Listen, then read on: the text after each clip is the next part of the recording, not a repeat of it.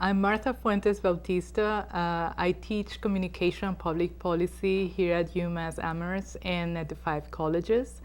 And this is a presentation of the Western Mass Media Justice Network. We are a new project. It's here based in the 5 colleges that seeks to establish collaboration between critical media scholars, activists, students, and media makers engaging media justice work in the area here in the region and in the 5 colleges. And today we'll be talking to Disha Mällick, research associate at the 5 College Women's Study Research Center. It's a pleasure to be with Disha today. Disha Mällick is a journalist and a project coordinator of Nirantar, Center for Gender and Education in New Delhi, India. In the last 7 years, she has worked with Khabar Lahariya, that actually means news waves. It's a rural feminist newspaper entirely produced and run by women from marginalized communities in the state of Úttar Pradesh, it's northern India. Disha also works in trainings, new media trainings with women of the region, most of which are Muslims. And so through the newspaper and these digital media trainings, she helps Dalit, Muslim, and tribal women to become popular communicators and journalists that actually run their media advocacy campaigns for social change in the region. She's currently completing her fellowship here at the 5 College Women's Study Research Center and is here today to talk about her project and her work in northern India. Thank you and welcome. Thank you. Disha, why don't we start by talking about the background of Khabar Lahariya? I mean, I know that the newspaper enjoys national and international recognition, but can you tell us something about how, where the idea come from and how the project has been developed in the context of Uttar Pradesh? So Khabar Lahariya is an 8-page local language newspaper, and it started in 2002, and it has its roots in an education program for adult women. Nirantar, which is the organization that I work with, has been working with women in marginalized communities in rural areas of Uttar Pradesh since 1993, and was working on a residential education program for rural and marginalized women. And as part of that education program, we produced a broadsheet called Mahila Dakya. And the broadsheet did very well. It had a big rural community readership. And once the education program wrapped up from that area towards the end of 1999, there was a big demand to bring back that kind of local printed material that the community was producing and circulating. So the women who were involved in the education program and were involved in the broadsheet production and Nirantar jointly said that it would be a good thing to launch a newspaper and not a newsletter, which would be produced by local women, would be produced by the community and for the community in the local language. And so the first edition was launched in Chitrakoot district in 2002. And Chitrakoot is part of a region of Uttar Pradesh called Bundelkhand, which is a very poor and underdeveloped area of Uttar Pradesh. It has very poor development indicators like sex ratio, adult literacy, especially female literacy. It's predominantly agricultural, but it's very drought prone. And it has a very entrenched feudal system, so structures like caste and gender are very entrenched, and violence is quite also entrenched in the system.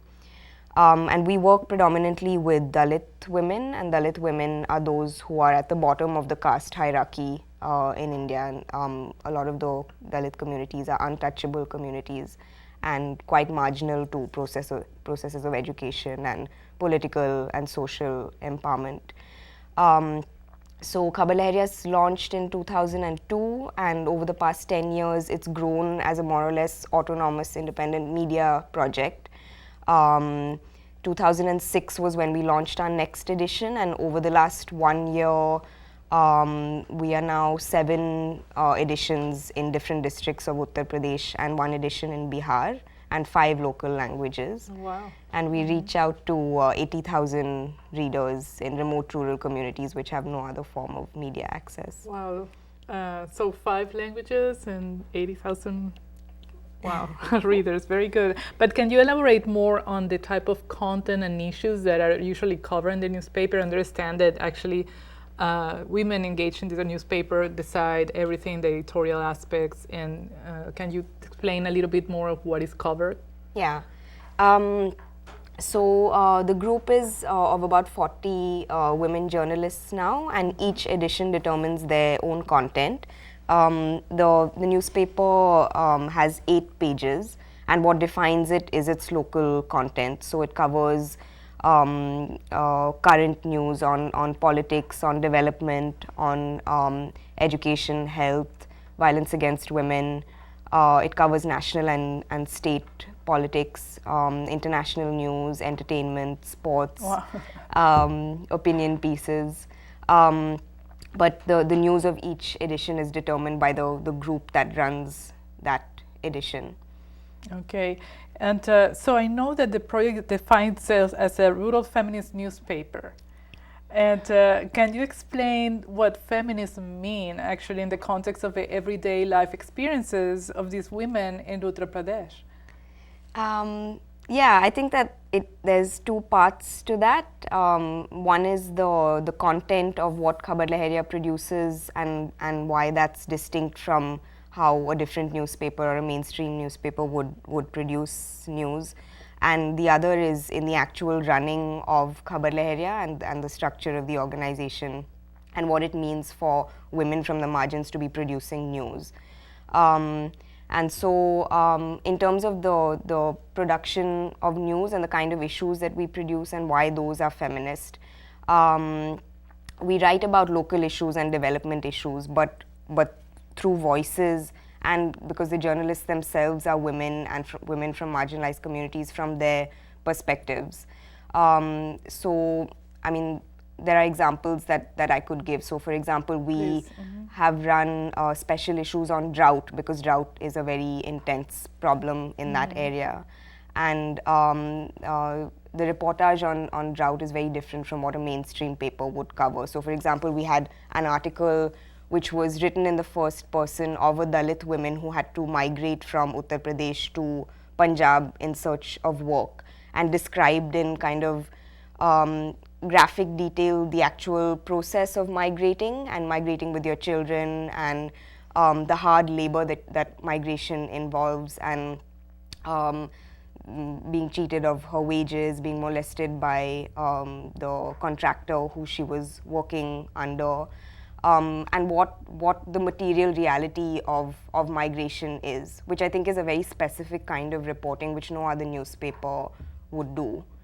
And more recently, we've had special issues on violence against women just before the gang rape case in Delhi, actually, which talked about the reality of violence in rural areas and with women from marginalized communities, and what an everyday reality it is, and how structural it is, how embedded it is in the way that the police receive complaints of violence, how difficult it is to lodge complaints, how difficult it is to break the silences around violence against women. We produce special issues on public health. So, for example, last year, one of our colleagues in the newspaper lost her baby due to the negligence of doctors. I mean, we were at a training together and the baby fell sick and no doctor refused to see her, and she died. And we ran a special issue on public health after that, which I think, I mean, the trigger for it was a personal and a lived experience of coming up against structural problems in terms of accessing medical facilities, which are the right and the entitlement of poor communities, which the state is meant to provide, and which are not implemented properly at the grassroots level. So kind of cutting through the layers of corruption and looking at what budgets come and what entitlements there should be, and that the poorest and the most marginal of communities can never access those, to questioning those, raising questions about why that doesn't happen, and exposing, in a way, the functioning of the state at the most, at the village level, at the district level. So those are some of the ways in which the content, I think, is feminist, in that it raises questions about structures of power and how they work, and how they work in intersecting ways to marginalize the poorest and those communities who are at the margins. And all these issues that you mentioned are strong and very difficult issues to deal with, and I just wonder how you prepare women to go into the field and try to pursue this kind of work. How is the process of them becoming involved in that kind of work? And I believe that probably the challenges they have to face, or maybe face maybe violence against their work. I mean, yeah, I think that a big part of what makes Khabar Lahariya feminist is the intensive work that goes into, and the commitment to establishing women from the margins as journalists, and that you do have to frame and critique what the messages that mainstream media or development communication is putting out there. But you also have to create circumstances which are conducive for other communities or women from marginalized communities to come out and create their own media. And that process involves trainings, but not just trainings that are one time, and not just trainings which involve skills and technical skills and information, but also a lot of mentoring and support that happens over years and years. And I mean, I think that the foundations of Khabar Lahariya come from a commitment to education for women and lifelong education for women. And so in a sense, the processes of establishing the women, of increasing their self-confidence, increasing their mobility, having discussions both in the editorial room and also personally, not just professionally, but finding the space to help them reflect on what are the situations that they come up, what are the barriers that they come up against in terms of gender, in terms of class. Why is it that their parents, their fathers-in-law, their husbands, their brothers, their neighbors resist them going out and doing this work, which involves interviewing men from upper caste, interviewing men in situations of authority, from a position where many of them never went to school, so are semi-literate or neo-literate. Many of them are also graduates, but there's a spectrum of literacy in the group, and they come from communities like tribal and Dalit and Muslim, and so traditionally they're not seen to be as people who should be questioning authority. So, so they often have threats from people in positions of power that you don't have the right to ask these questions. You know, how do you have the right to ask these questions? And so it's mentoring and support at many different levels, I think, and it's support over years, which doesn't really, it's not like you can say that a one-year training process is over and you're out of school and now you're ready to become a journalist. But how do they become involved? How they find out about the opportunity? How this opportunity materializes for them? In different ways and different networks. I think we put out in the areas where the newspaper has been running for a long time by word of mouth. I mean, the senior journalists and editors are quite established in the area. So whenever they come across women who need work, who have the potential to become journalists, then they'll say that, are you interested? They'll take in applications. Then we do an interview, and then they intern with senior journalists. So they'll come into the field with journalists and do an internship process. We also network with local organizations, local NGOs, and say that we're looking for women who'd be interested in doing this work. And we have a few criteria that they should come from marginalized communities. They should have a basic level of literacy and education. But even if they're neo-literate or they haven't been to school or they have very poor literacy, and they show an interest or a spark we think in an interview, then we'll still take them on, and then we include processes that will strengthen their literacy through the process of learning journalism. Okay. So it sounds that you do provide, support that goes well beyond just education for these women to become these popular communicators. But is there other ways in which you can ensure them, the means to continue their work and their development, if you want? Well, the training and the education processes and the day-to-day support in terms of running the organization is a lot of what we do. But they're also full-time paid journalists, and this is a form of livelihood for them. Mm-hmm. Yeah, so we raise money for their salaries and so that they can do this as full-time work. Okay. How is the cycle of the normal cycle of a woman who joins your project? How long do they stay engaged? These 40 women have, there is an average of years or months that they work with you, or? Yeah. Well, it varies. I would say that a lot of the women have joined around the time when Khabar Lahariya started and came from a longer history with the organization, with being involved in education work, and form a very committed leadership at the local level of the organization and in steering where the organization is going to go in the future as well. But we've also had a very up and down and a high dropout rate, because it's difficult work, it's challenging work, and it's very non-conventional work for the context. There are no other rural women journalists in the area. There are no local forms of networks or support for them. Over the years, they have formed their own networks with local organizations and NGOs. But there are no other journalists like them, and they have to find their way of negotiating that. So it's difficult work, and they come up against a lot of barriers, and they often are pressured to drop out either by their families or by other situations. So sometimes people will stay on for a year, 2 years, 3 years. Sometimes once people start doing field work after 3 months and 4 months, they find it very difficult. So in the last year, we took on 25 or 30 new women journalists and trained them. And we have about 15 to 20, maybe 15 of them who are now working as full-time journalists. Which actually brings me to the next question, which is, how would you describe the local impact of the project?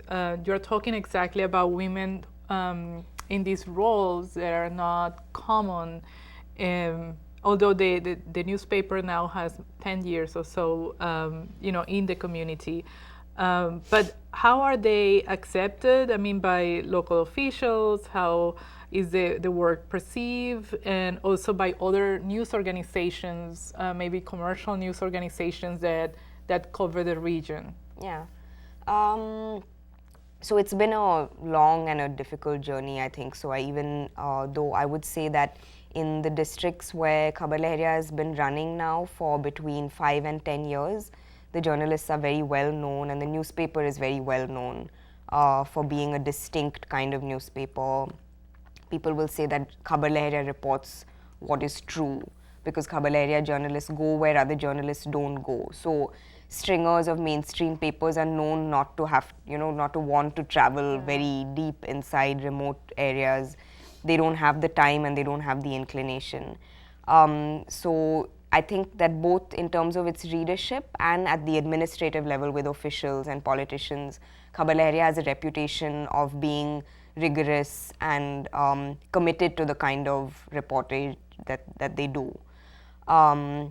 They still come across numerous barriers, like I've said before, and they're always reporting on controversial issues, so kind of exposing corruption in terms of development schemes, how much money is coming, how much money is actually being spent on what it's meant to be spent on, and violence against women, caste-based violence, so difficult issues. And so there are always threats. In the past, people have said that we won't let you distribute the paper, and you sell all the copies of the paper to us and we'll keep it under wraps. And there have been legal notices that have come in when we come up against people in positions of authority.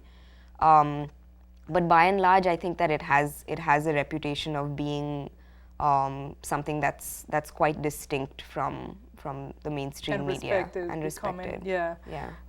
Which I became aware about the website of a project, which I understand is still a recent or new development within the project. And one might wonder why a newspaper produced in 7 local languages for this particular area of the country is thinking of this web presence and what actually meaning or significance that has for communities in the region. Can you explain that? I mean, and it's beautifully made, and we will actually show with the video the link to the project. So the website is something that we've been really excited about and thinking about, I think, over the last 2 years now. I think since the process of doing new media trainings with the group and having them participate in the sphere of the internet and being quite excited about technology and having those skills and also entering that world. So the website was developed through a kind of a process of discussion with the women journalists, and we asked them whether we should have a website for Khabar Lahariya and why we should have a website for Khabar Lahariya. And I think jointly it was an issue of visibilizing and profiling the project because the internet is a place where people do access a lot of information now, and so getting information about Khabar Lahariya out there. And it was also a period where we were expanding and profiling ourselves as a media collective that was distinct and run by marginalized women. So in the process of that profiling, the women journalists were very keen to have a presence on the internet. They saw that other newspapers all had online editions as well, so they wanted to have an online edition. I think they wanted their they saw that the USP of Khabar Lahariya was that it was news that was produced by certain women and women from marginalized communities, and they wanted that to be part of whatever online presence that we had. And I think that another reason or motivation to have an online edition or a web presence would also be the possibility of taking the local news and reporting that Khabar Lahariya produces and the distinctive reporting that it produces on development, on development politics, on marginalization, on violence against women, and connecting that with issues at the state level, at the national level, and at the international level, connecting with different social movements around these issues and impacting contemporary or transnational discourses around those. To wrap up, can you tell us some of the ideas where the project is moving now? It seems that you have achieved so many things, and I understand the challenges of that. But what will be next for you, let's say in the next 2 years or so? Yeah. So we're at an exciting time. I mean, the past year and a half has been very full and intense, and in terms of expanding the project and in terms of profiling it, taking on and training a whole group of new journalists, and setting up the web presence, the online edition. So I think that we plan to launch a few more editions over the next 2 years. We need to figure out what we're going to do with the online edition and how we're going to use that to bear on mainstream media, to get that kind of out, increase its outreach, because that's something that we're not familiar with. I mean, we're familiar with distribution at a local, rural level, and I think that this will mean negotiating a different readership and negotiating a different kind of audience. And we're also in the process of setting up a national network of rural women journalists. Oh, wow. It's ambitious. Yeah, because there isn't anything like that at the moment in India, and we think that it's important that if we are expanding Khabar Lahariya, that there be a network for support and solidarity of women in rural areas who are doing this kind of work. So hopefully that... No doubt that your work can inform and advance the work of other collectives, and it's so important to document this. And so we will also offer some links for our viewership to follow online with you. Well, thank you very much to Disha Mällick, and I think that you just got the sense that how fascinating this project is, how important for the work in the communities of this part of northern India is, but also they can be a model, correct, for others around India and the world. So for that reason, she's here with us. And if you want to find out more about the Western Massachusetts Media Justice Network, you can look us at in the website of the Women's Study Research Center here in the 5 colleges, and also on Facebook. Thank you.